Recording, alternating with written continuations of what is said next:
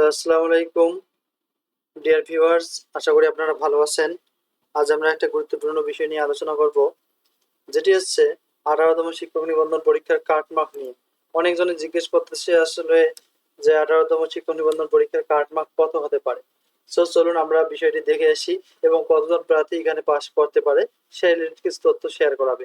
Written mark কম হলে এবার pass করার সুযোগ রয়েছে, তাই এখনে সঠিকভাবে বলা যাচ্ছে না যে আসলে কাটমার্ক কত হবে। অনেকে কমেন্ট করতেছে যে আমার সাবজেক্টে কাটমার্ক কত হবে। এটি বলা আসলে সহজ কথা নয়। যেই বলুক আইডিয়াতে বলে, তাই এগুলো অন্য কাউকে জিজ্ঞেস না করে রিটেন রেজাল্টের জন্য অপেক্ষা করুন।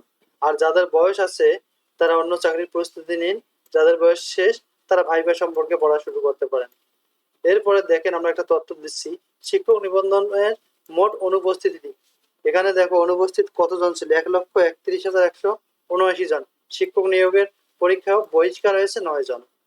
তাহলে দেখেন প্রায় বলা চলে 34% বা 40% প্রায় স্টুডেন্ট অনুপস্থিত ছিল বিভিন্ন কারণবশত হয়তো। এই কারণে আমরা বলতেছি যে এবার প্রতিযোগিতা কম হয়েছে এবং অল্প মার্কে আপনারা টিকবেন, যেহেতু পরীক্ষার্থীর সংখ্যা খুবই কম। দৈনিক শিক্ষা ডট কম প্রতিবেদক এটা 13 জুলাই 2024 সালে প্রকাশ হয়েছে যে মোট 9 জন পরীক্ষার্থী কিন্তু বহিষ্কার হয়েছে।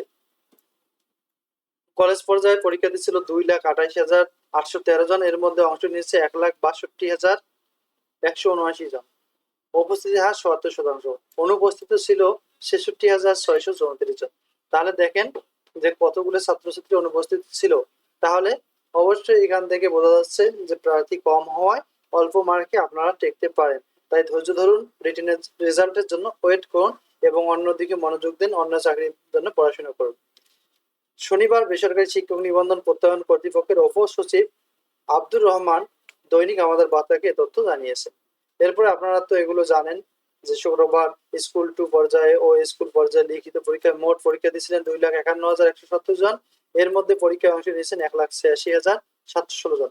64,000 প্লাস 65,000 পরীক্ষার্থী অনুপস্থিত ছিল। উপস্থিত হার 74%। তাহলে দেখতেছেন অনেকজন অনুপস্থিত ছিল। এই কারণে আসলে এবার জবটি নিশ্চিত পাওয়া যাবে যদি আপনাদের রিটেন রেজাল্ট আসে। রিটেন রেজাল্ট যারা একটু ভালো করেছে তাদের অবশ্যই রিটেন রেজাল্ট আসবে, আমরা আশাবাদী। এর মধ্যে বহিষ্কার হয়েছে অনেকজন, এগুলো আপনারা জানেন। আমি স্ক্রল করে যাচ্ছি, আপনারা চাইলে পড়ে নিতে পারেন।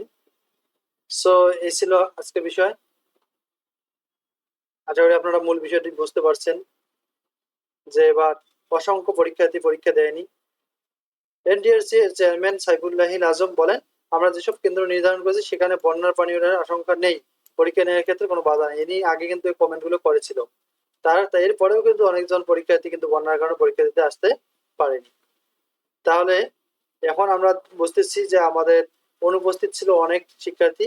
এই কারণে আপনারা অল্প মার্কে দেখতে পারেন। দেখেন প্রায় কত লাখ পরীক্ষার্থী অনুপস্থিত ছিল, 1,62,179 জন পরীক্ষায় অংশ নিয়েছে, আর উপস্থিতির হার তখন কত ছিল, 70%।